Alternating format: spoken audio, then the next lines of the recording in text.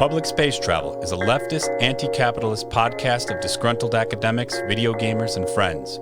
Our belief is that knowledge should be made more accessible and be used for anti-oppression and non-hierarchical revolutionary ends. You can support what we do at patreon.com/publicspacetravel and reach out to us at publicspacetravel@gmail.com or leave us a voicemail at 208-502-1406. Now, on to the show.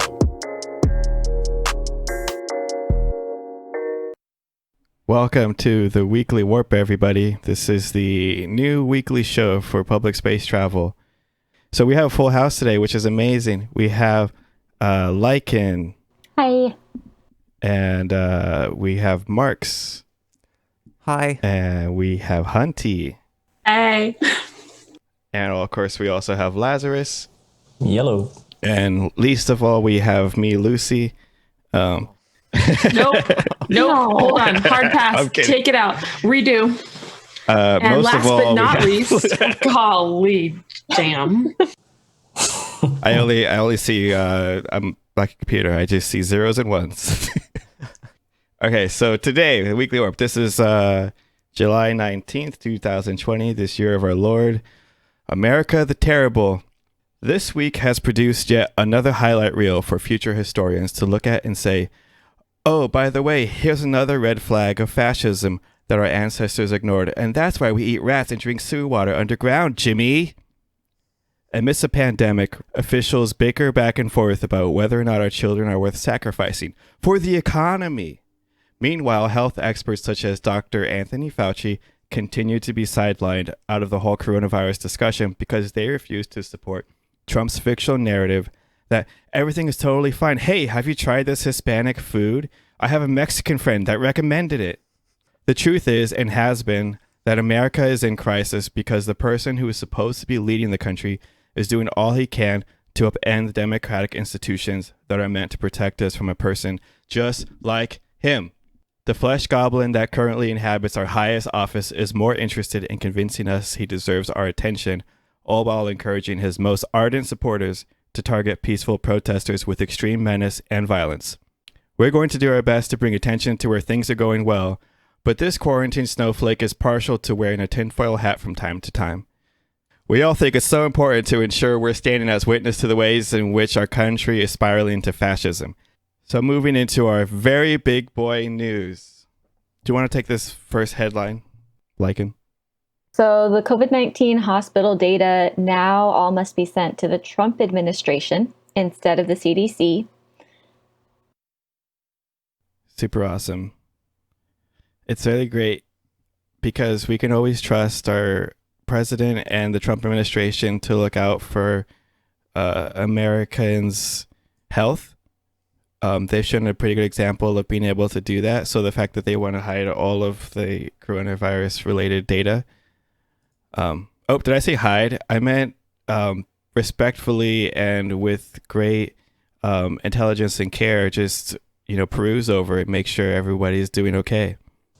There is no data. We got the best data. We're number one. And this is from the man who said that we should defund testing because more tests mean more cases, right? Yes. I mean, of course. If you don't do the tests for cancer, it doesn't exist. Yes. Right. Everyone knows this. My dad has been teaching this for a long time. I told him that I wanted to go to the doctor for an issue that I was having. He said, why would you do that? They're just going to tell you something's wrong.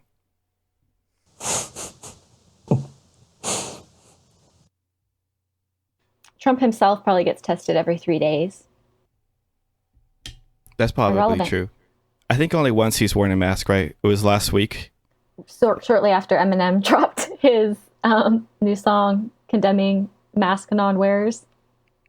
Coincidence? I haven't listened to that track. Is it good? I'm trying to decide. Wait, what did he do? Eminem had a new single, and in it he scorns people who refuse to wear masks. And coincidentally, I think it was the next day, Trump was seen for the first time in public wearing a mask. Huh. Trump is an Eminem supporter? Maybe. It's probably the only rapper he actually likes because he's white. I don't think M likes him. No. So we were talking about this earlier today, but this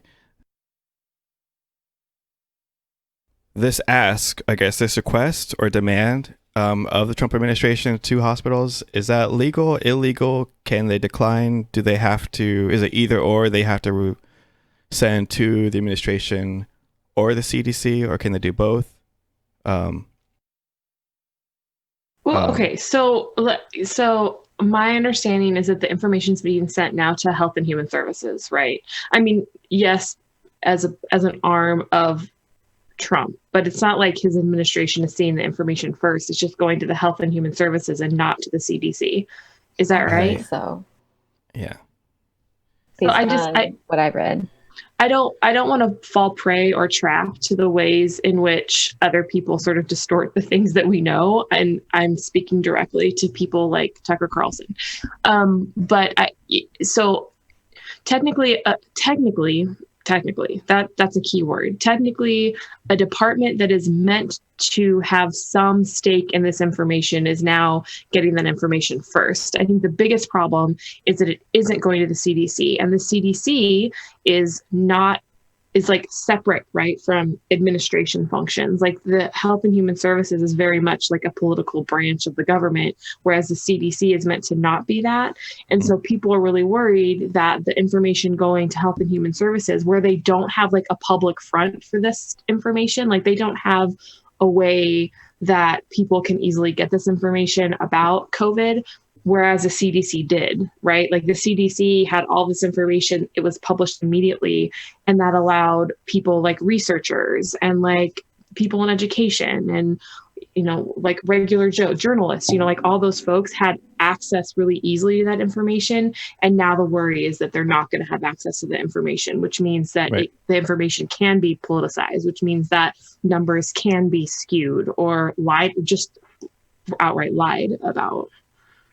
Not even it's likely to be, because of the track record that they have at this point. Yeah, like the day that the change was supposed to happen, all the CDC database like disappeared. It's a backup now, I think, but like a journalist was like, yeah, this is our worst fear.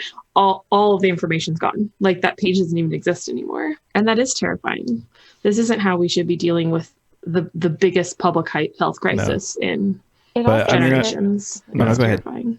Oh, just not really tangentially, I guess, but just I was thinking about how at the beginning of the pandemic, I was very much like, it is a global pandemic. And, you know, the best we can do is learn and weigh priorities and make the better out of terrible decisions. But looking at the rest of the world and the US, it's just becoming so glaringly obvious that like we are the problem, not the only problem, but I think what's disgusting me and scaring me more than ever is that our response is not the inevitable response, and that there are so many better ways of coping with a terrible pandemic. And that's what I've been struggling with just emotionally, is like, we're not condemned to act this way. We are choosing to act this way. And I don't know how to live in a country that is doing that. Yeah. And I think that's a really good point, and extends into some of the other stuff that, you know, Lucy wanted to talk about, specifically sending kids back to school. Like he mentioned earlier, I mean, like we're all involved in education to some degree or another, even if it's, you know, as an extension of working with one another in this space. And people are like, Trump is threatening to pull funding. Yeah. I saw for the economy. Right. I saw a really good meme that kind of resonated, and it was like teachers and students standing outside of a burning school, and they were like, oh, thank goodness we got the kids out in time. And then it flashes forward a few months. Fire's bigger. Okay, let's put them back in. And that's exactly what's happening. Makes sense. We're tired of this. And I understand I do feel for parents who feel so desperate that, like, economically, like, where do their kids go? How do they work? How do they put food on the table? But the fact that our country has tied healthcare to employment, and that is where people are in the corner, is just unacceptable. I feel like the conversation isn't even being like, it doesn't have, that's not inevitable either. Like education doesn't have to be like this, and it doesn't have to be something that parents decide whether or not to send their kid. You know, I mean, one of the wealthiest nations in the whole world can't figure out how to educate students in what we have been calling as non-traditional ways. Like, that's ridiculous. That's ridiculous. Yeah. And this crisis is going to further segregate folks in terms of people who have the money to either be home, hire tutors, hire teachers who don't want to go back, to do that sort of educating in ways that are safer for their kids. You have to have money to do that. You mean, by money, do you mean the $308,000 that the Trump campaign got to pump into Trump's private businesses? Is that what you mean, Hunty? I mean, that's some of the money, but education still needs more than $380 million, but I'm going to let you have this. So what I just said, but also what happened was the Trump campaign has separated $380,000 in 43 separate payments to Trump's private businesses. They say it's for a week-long donor retreat held in early March at Mar-a-Lago. As Twitter user The Big Chicklet pointed out, there is a list. There's a spreadsheet that shows how this money is divided. But the user has pointed out, this list would raise so many flags. It's blatantly, though poorly designed, to try to avoid raising flags. The round numbers kept below $10,000. The sequential increase from one charge to the next. And if you look, we'll have links to all this stuff, all this information in the show notes. But you could just see, like, this is what a child would do if they were trying to get away with something. It's just high, keep the numbers low so you don't raise flags. But then when you look at just a couple of days, it's 380,000, right? Not 380 million. Did I say million? I don't know. I meant 1,000 if I said million. Wow. I can almost pay off my student loans. Yep. Oh my God. Tears. I know the other thing about the money, just backtracking a little bit about like the education stuff, was it $2.5 trillion that were injected into the Fed at the height of this whole thing when the economy first started going down? You mean like for like the coronavirus, the first relief bill? Is that what you mean? Not even the bill. It was just the stock market was going down. So that 1.5 trillion, I think it was. Yeah. That we could have used that. Don't they have essentially a blank check at this point? Probably. Didn't I thought the Federal Reserve was just like, we'll just give you whatever money you need, just keep the stock market going. Yeah. But Right. it's a blank check for like corporations, Wall Street, big business, all that. Exactly. But it's not a blank check for like healthcare. It's not a blank check for I meant specifically in education. Specifically in reference to keeping the stock market, all the numbers up. Right. And this argument of money. I mean, the number of people who are either not even dying of the coronavirus, but then are going into medical debt, like that is another form of, I think that's another thing that's troubling me is people keep saying, well, it's like a 1% death rate. And it's the number of people who have lifelong health complications, who are buried in debt, who didn't even get counted in those numbers because they died at home. Like, I think those are also things we need to be thinking and talking about too. Yeah. I mean, what is it? The billionaires, to see the most recent information I see for billionaires getting at least $583 billion richer since the coronavirus began. All this news that has to do with like amounts of money that are ridiculous, like that number of zeros makes no sense to me. And I know that it makes some sense. Yeah, it's like it's meaningless. But I feel like that this news that comes out, I don't understand why it doesn't make people more angry. Like, I don't understand why class doesn't.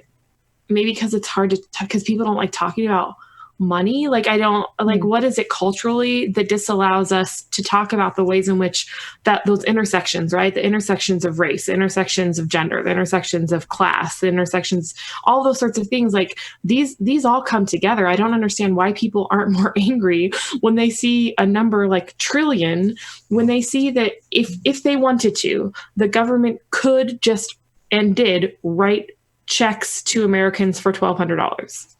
Mm-hmm. I think that I think the way that people express their anger, like generally speaking, regarding like those points you said, is like very passionately saying we have to go to the ballot box, we have to vote. That's how we change it, rather than take it to the streets and so on.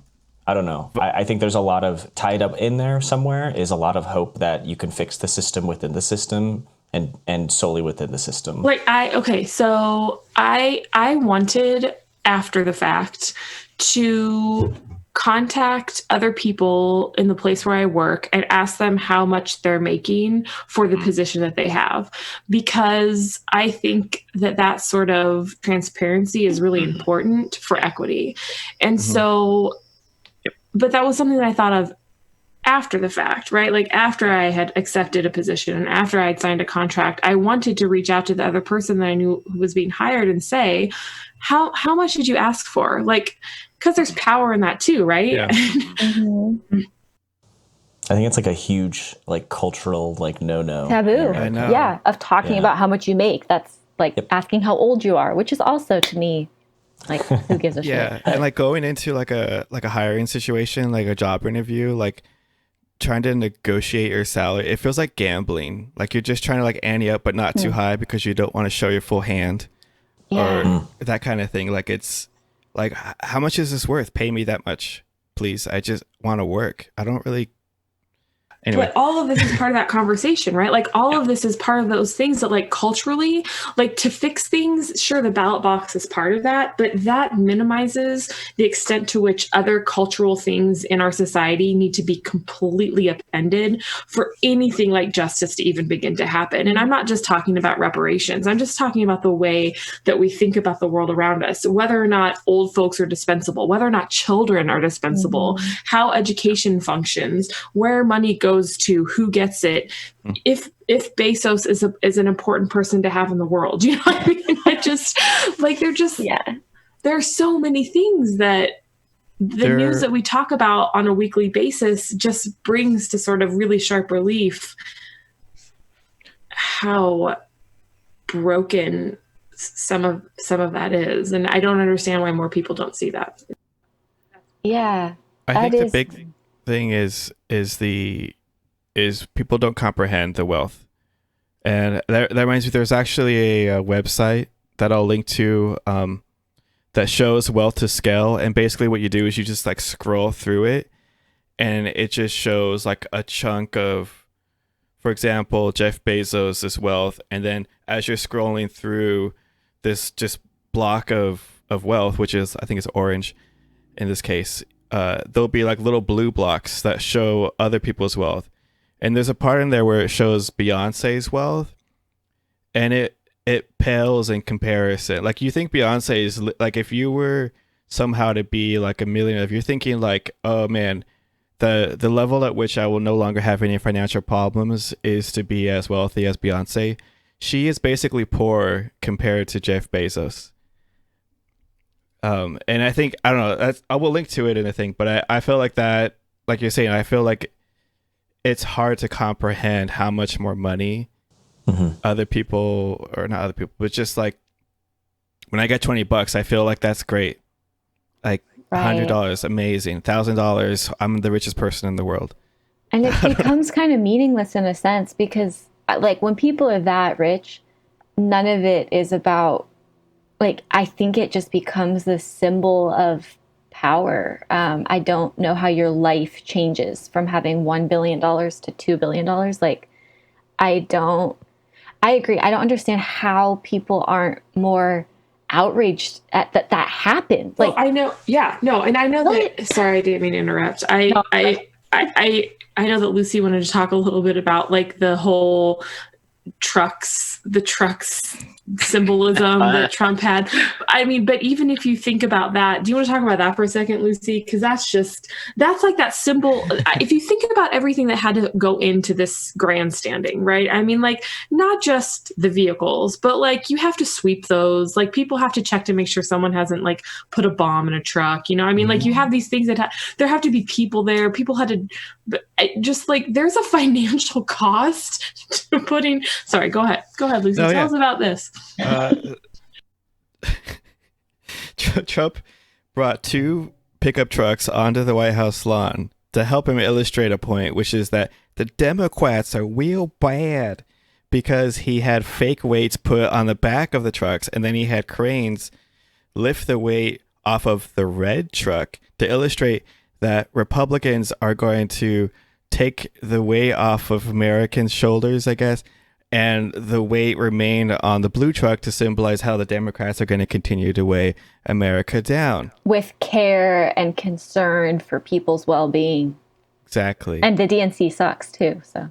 And yeah, they do. So, I heard this. I was like, who came up with like who?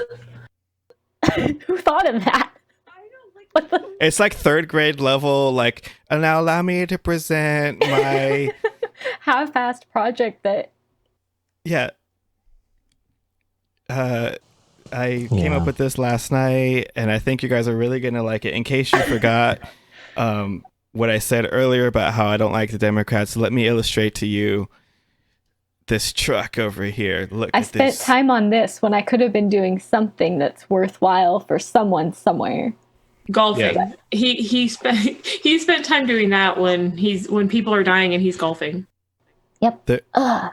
And also advertising Goya beans and their line of products. That was Ivanka, right? No, Trump did it too. On the Resolute desk, he had an entire spread in the Oval Office. I wish it was a spread of actual Goya beans, though, like out of the can, just across the desk. It's kind of like, it feels like the whole like let them eat cake kind of thing. Yeah, let them eat beans. But not even ignorant, just evil. It also, like, this is exactly why it's so hard not to pay attention to him. Like, how do you ignore stuff like that? It's such a clear violation of ethics law. Like, I mean, there's nothing not. First Ivanka did it, and then Trump did it, and both are clear, and there's like pictures of it. Yeah, fucking. I feel bad for the Resolute desk. I feel like when he leaves, there are definitely like coffee stains, like cup stains, like on. Do you know what I mean? That's so sad. I feel like that happens. That's the kind of person he would be. He would be that kind of person I'm that feeling would bad just for put a wet everything cup. he's touched. Like his room, every object in his room. My heart goes out. Like, I'm so sorry. Every inanimate object has suffered. Every inanimate object is his bed. Oh, save. Oh no! Why would you put that image in my mind? I don't want to sorry. picture him. I had it, so I wanted to share the pain. I think for the record, though, I would want to leave as many coffee stains as possible on the Resolute desk. I don't give a fuck.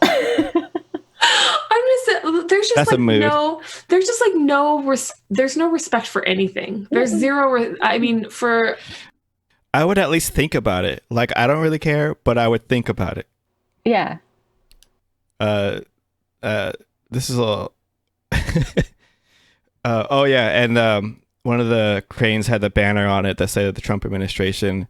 I think this was a separate day event this week where Trump basically used the White House gathering to basically have a pep rally for himself.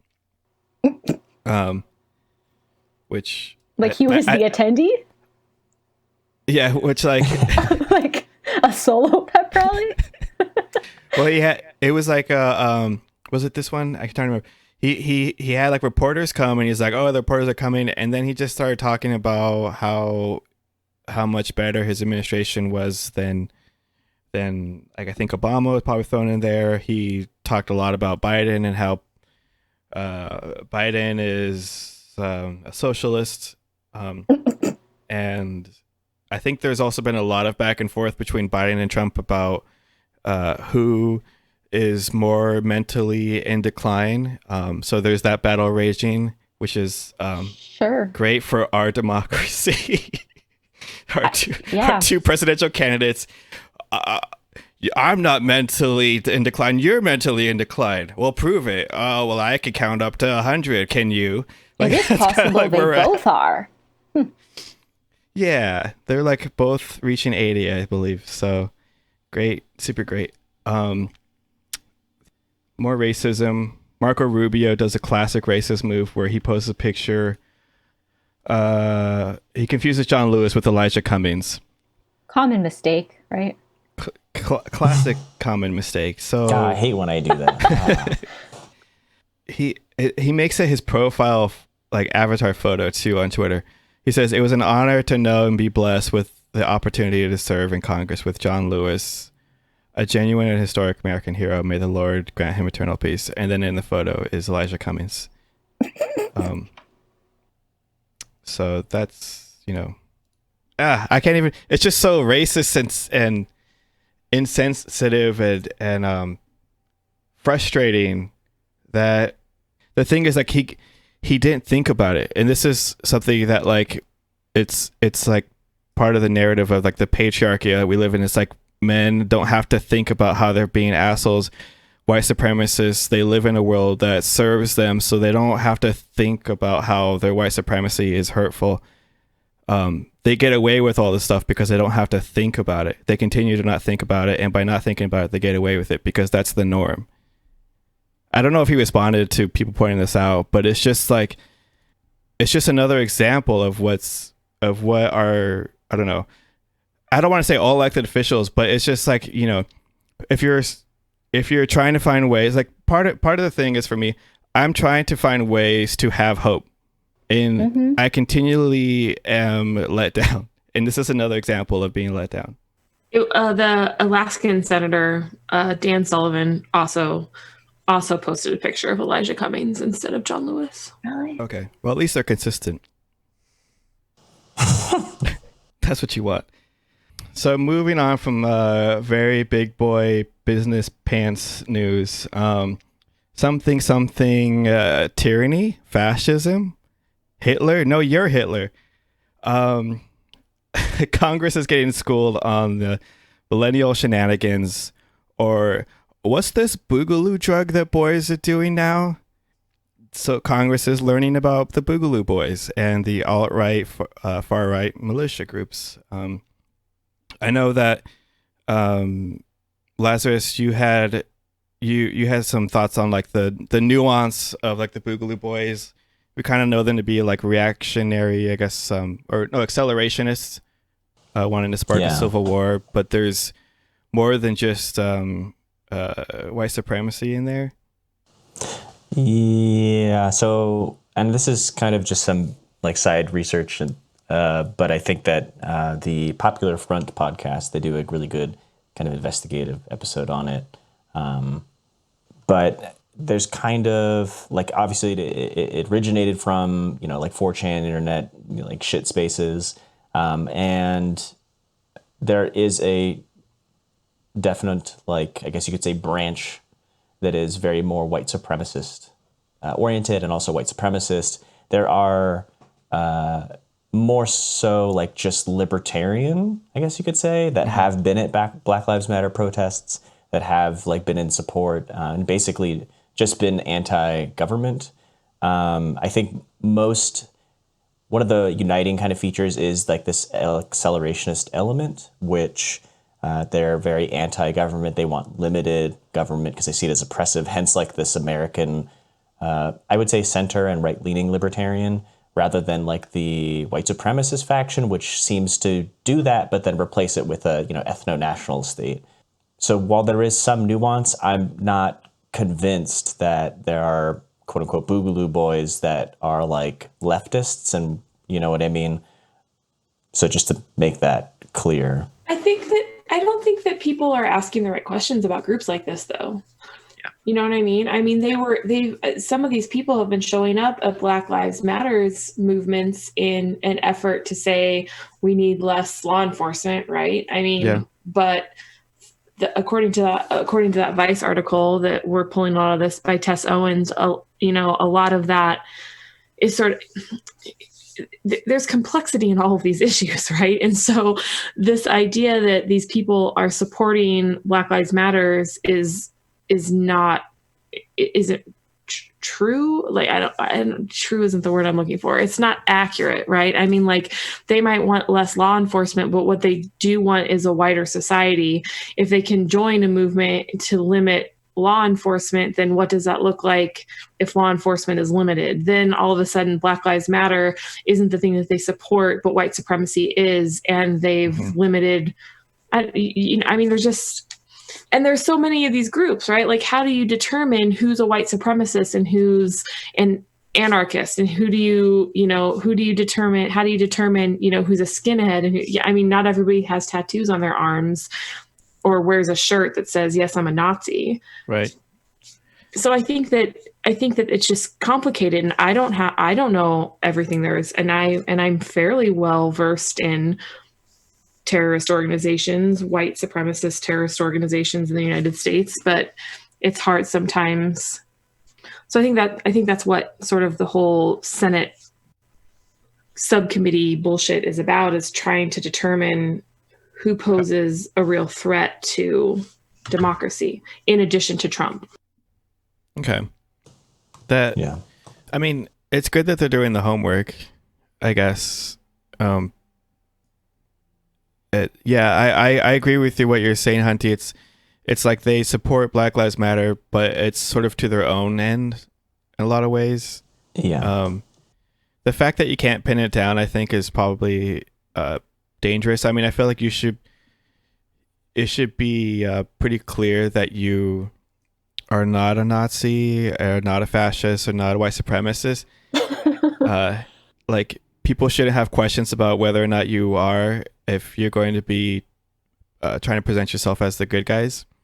Mm-hmm. Well, and then you have Republican dipshits like piling Antifa onto this whole, onto the entire, they invoke that name in the same conversation. Mm-hmm. What? Yeah. So there's just like blatant disinformation and misunderstanding, like purposefully. Yeah, I mean, like, these people don't want to know. Let's tinfoil hat for a second. These people benefit from these groups existing, right? I mean, like, we can all agree, right? I mean, yes. Like, especially white politicians, they benefit from these white supremacist organizations existing. And it also just shifts us, like, more toward the right. Like, I mean, reading things about even the far leftists in the US, like Bernie Sanders, he's not that left. Like, yeah. And just the idea that he is the most socialist person a lot of people can think of is just crazy, that the whole thing is shifted to the right. And when you have the KKK, you can do incredibly fascist things and say, well, I'm not as bad as them. Yeah. Do you think that like the kind of what you're saying, like, I definitely agree with you, like the shifting to the right, meaning that, like, I don't think we've ever been like a genuine left in the United States, maybe during like IWW days, early 19th century. But anyway, like Eugene Debs, I mean, socialists.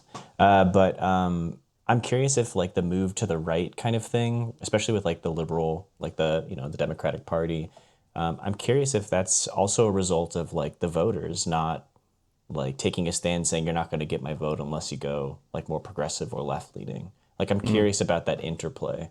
Yeah.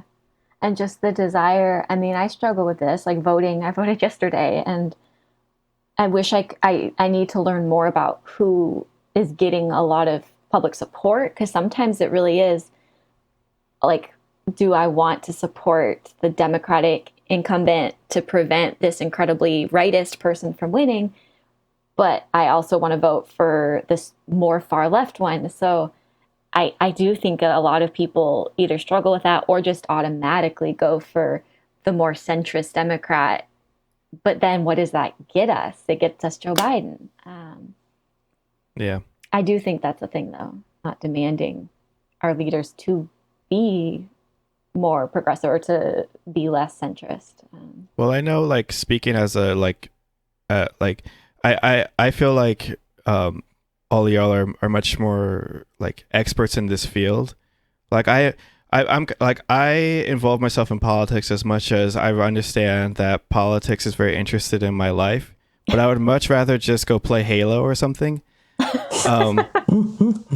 But so here I am, and it's like it feels inaccessible a lot of the times trying to delve into who the candidate is, what do they support, what does it even mean, the things they support. There's a lot of terminology out there that you have to Google, or there's no it's not easy to get into or care about.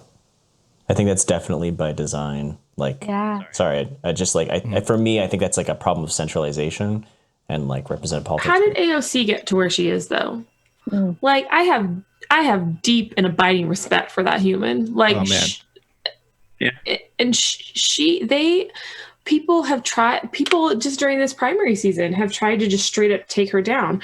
Had more money, and she still came out on top. Like, I feel like at some point someone needs to have a conversation and be like, how did you do that? I mean, she had there's that Netflix documentary about her running, and she just basically was on the street every day passing out literature, talking to folks. But she's a beast.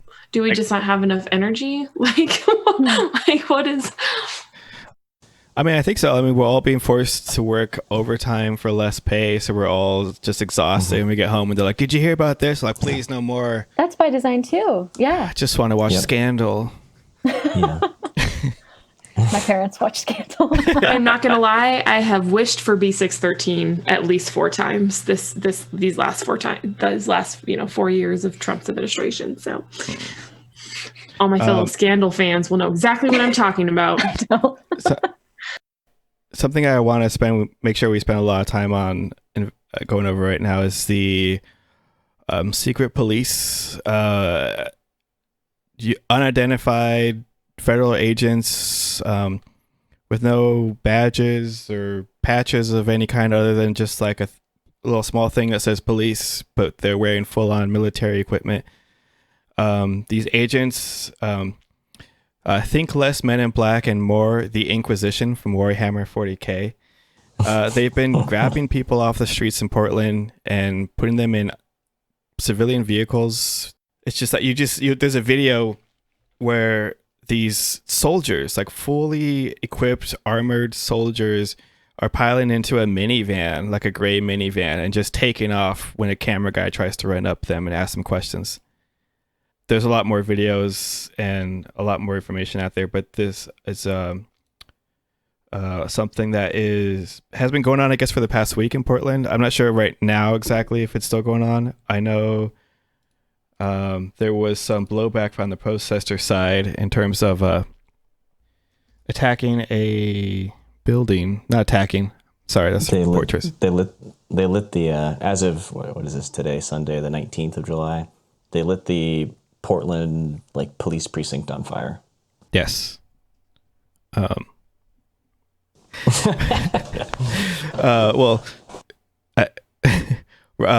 Robert Evans, who I consider sort of like my podcast dad, he tweeted out earlier this morning, I think, or late last night, the burning of the Portland Police Association building was well coordinated and executed action with minimal casualties by protesters. The PPA is trending nationwide. This might be the single biggest win of any action in the Portland uprising so far. And what he's also referencing there is the fact that the Portland police, I'm not sure which organization, but there are snipers on the roof, like in bunkers, essentially, because our civil liberties are being stripped away.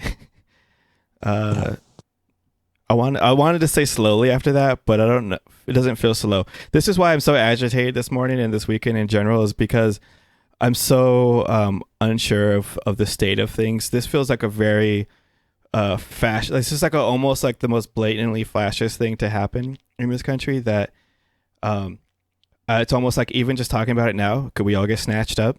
Is that where we're at? I'm not trying to be a doomer here, but like that's what it feels like. I think that we're definitely like sliding that way, and I think that the kidnapping of like non-citizens, which should have never ever happened in the first place by federal agents, that I think definitely foreshadowed all of this. And at this, at the same time, it's really a close to home version, or a home, here at home version of what happens in like dictatorships, like for example, like Latin America, like you have in juntas and so forth. Like literally, these are federal agents that don't have a badge number or anything. They're, there's deliberately hiding that, and under the guise of, so they're not being doxxed, but then where does accountability come into play? It's not there. But they're basically making, right now, like they're grabbing people and putting, in jails and all that. But when is the part where they just make people disappear? And we've seen that when you go against hegemony, when you go against the state, this is what happens. Even though we have to go against the state for the sake of social justice, if we really want a better society, this is the shit that's going to happen. This is the shit that is happening. And this is the shit that has been happening. Okay, even if we don't talk about it in such bombastic terms, not that that's bombastic, I'm just saying that, like, let's say some people here and they're like, we're not trying to tear down the state. Let's just say, even if we don't go that far, and I'm not saying that we shouldn't, I'm just saying even if we don't, this is blatant. This is blatantly unconstitutional, and every single person, no matter, especially how they vote, right? Because you have so many folks in quote unquote red states who consider themselves conservative, who invoke the Constitution regularly. If we were in Portland and instead of, like, exhibiting our First Amendment rights to freedom, freedom of assembly and freedom of all those sorts of things, and we said instead, we're going to take all of your guns. Can you even imagine? Like, this is unconstitutional at its core, and that's a problem.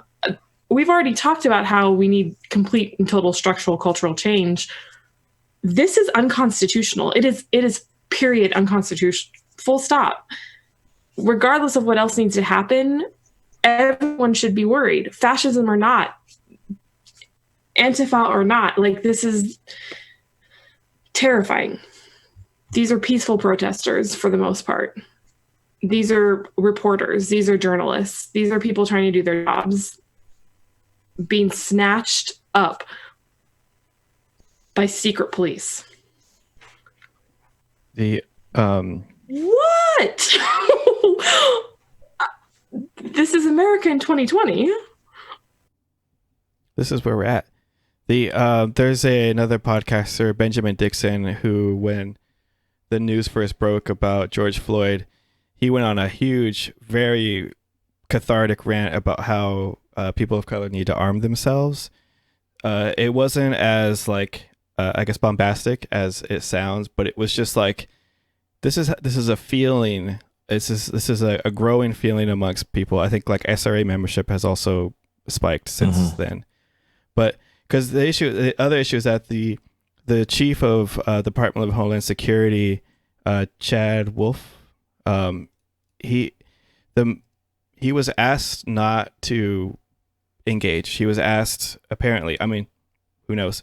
He was apparently asked to not be there. He was asked to pack up and leave. His response to the mayor of Portland said that he was going to restore order whether the mayor liked it or not. And he stands by that. It's more than that too. Like, they're saying, be prepared for this to happen in other places if people don't stop. Yeah, that's what people are saying too. Is like, this is like a growing, like, they keep on testing more water, seeing what they can get away with. Yeah. It's at a point now where, like I said, I'm just a regular person trying to learn what I can, but it's like left and right, I'm getting like whiplash trying to find out where the enemy is coming from. This feels, it's like a counterinsurgency tactic, I guess. And maybe that's by design that we're supposed to feel so confused in that way. Like this, the idea of disrupting. I mean, there was that thing when the protests were first happening. I don't remember where it was, but there was police. No, not the police. The National Guard, I think. They had confronted the protesters, and then they started doing the Macarena. And then at which point the protesters also did the Macarena because it was like, oh, hey, they're with us or whatever. This is solidarity because they're doing the Macarena with us. But then there was information about how this is what troops did in Iraq to sort of quell any blowback or pushback from the locals. They would just do this dance, and it would be kind of like it would ease tensions and that kind of thing. Yeah, this is super deeply troubling and scary. It's super scary because, like I said, like I don't know where we draw the line. Like that's kind of what I've been getting at before with like the idea of like culture wars and whatnot. Like everyone's like, oh, it's SJWs trying to take away our right to free speech and all this kind of stuff. And it also ties into the paradox of tolerance. Where do we draw the line? Where do we go like, no, this is a war? Or where do we go, no, this is like we need to elect Biden, or like more AOCs in office? Like I don't know where the fuse is that we need to tackle, defuse. A lot of this nervousness in my voice that you hear also comes from the fact that I listened to the It Could Happen Here podcast from podcast dad Robert Evans, which sort of highlights, from his examples of working, doing reporting in, I forget what country. Lazarus, do you remember what country? I think he was in Syria. He was in Rojava. Yeah, and it's just he witnessed how civil wars get started, or like just from where he was, he witnessed a lot of atrocities. He witnessed a lot of things happen, reported on that experience, and then noticed trends happening here and made a podcast about how it could happen here.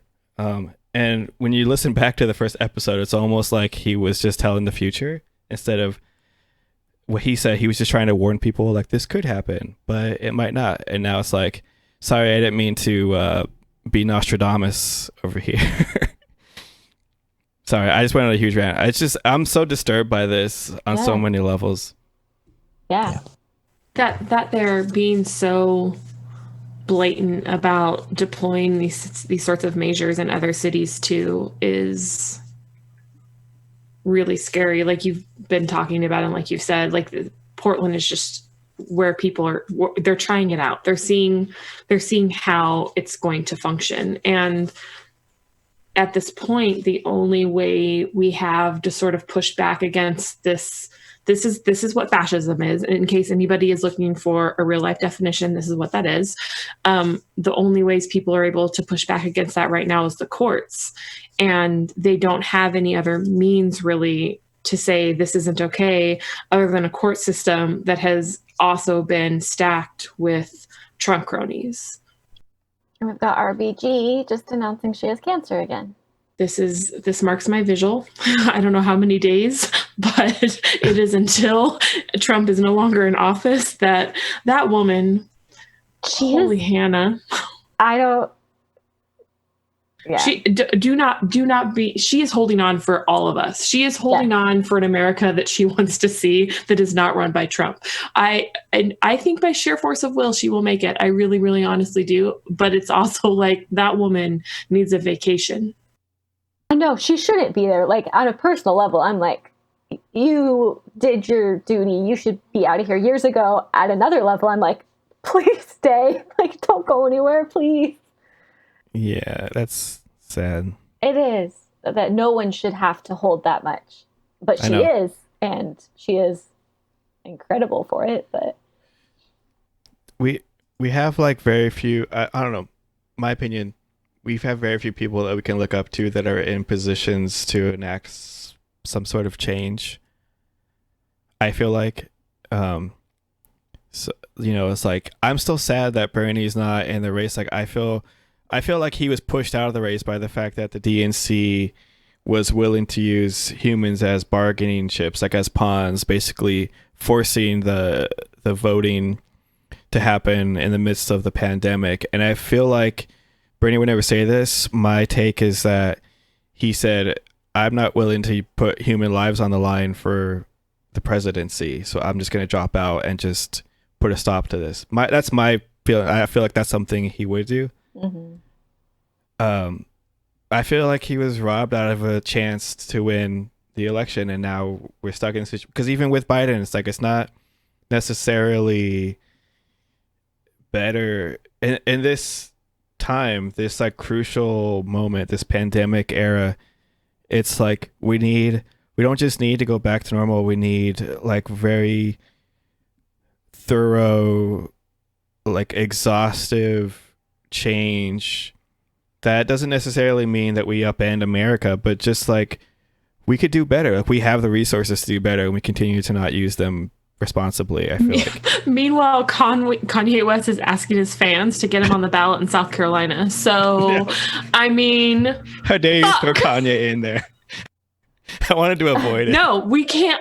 This is really, we don't get a chance at Bernie. And what do we get instead? Kanye West? Are you kidding? No, that's not even, I don't mean to compare the two. That is not what I meant to do. I'm just saying that like an alternative to Biden or Trump is now Kanye West. Right. I'm like, and that there's people who are like, I'd rather vote for Kanye than Biden because Biden's such a poor candidate.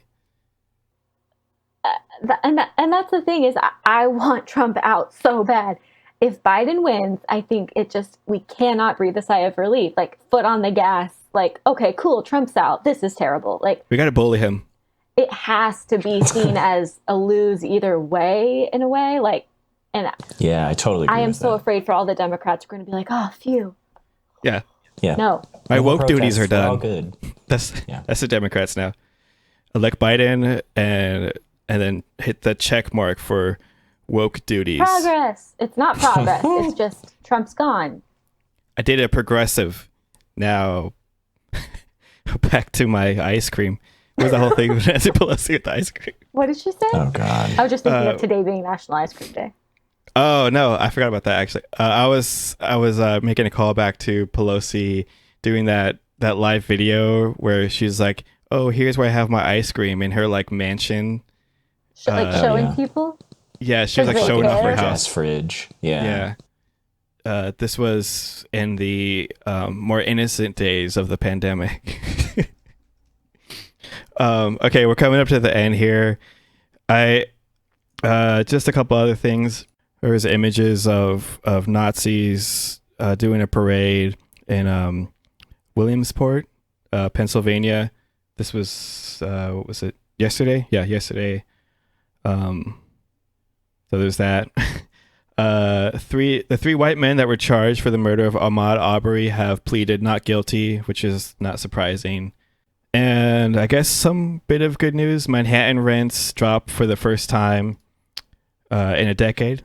I guess thanks. The headline here says thanks to COVID-19. This is from the New York Post by Zachary Kusin. Yeah. What do you know? The rent was too damn high. No, I just mean article thanks to COVID. Yeah. What? Yeah. Write something like that. Thanks, COVID. Thanks, COVID. Anyway, that's gonna do it for this episode. You guys have anything else you want to throw in there real quick? We have a couple more minutes. I do want to say that losing John Lewis this week was kind of a blow. It made me really sad just because there are too few humans who are willing to put their life on the line to make substantive changes. And I think he was a really important figure to show how people can do that. And they can do it in their youth, and they can do it in their middle age. They can do it when they're older. Yeah. So for all of those reasons, I just... he was a good man. And I think that that's just kind of a blow to America generally, to lose those kinds of people who are willing to do that kind of work. Yeah. I actually thank you for putting that, because I did have a quote from him. So the quote is, "When you see something that is not right, not just, not fair, you have a moral obligation to say something, to do something. Our children and their children will ask us, 'What did you do? What did you say?' We have a mission and a mandate to be on the right side of history." That's John Lewis. Anything else? We have a full house, so I just wanted to make sure we all get our just desserts. I feel like this week has been more than enough. Yes, I'm with you. Okay, so Public Space Travel, follow us Twitter, Public Space Pod. You can find me on Twitter at PST Lucy, and shout out producer Marks can be found through the Twitter at In the Shadows. It's PST in the Shadows. PST in the Shadows. Follow us on at Public Space Pod. And if you feel like following us individually, you can do your due diligence and discover. But I didn't mention at Lazarus Wolf, just in case. So anyway, thank you for listening. We hope you have a great week. Keep on fighting the good fight, and we'll talk to you next time. Bye. Bye. Space travel. Hi everyone, this is Lazarus Wolf. Just wanted to do a shout out to our patrons. Absolutely a genuine, massive thank you to our supporters who help us continue this podcast. So thank you, David, Noelia, and the Midnight Sloth, for supporting us at the $5 solidarity level. I like you, and if you can't handle it, you can just, fuck off. Please consider donating to your local bail or mutual aid fund or another charity for social justice. If also able, you can also support us at patreon.com/publicspacetravel.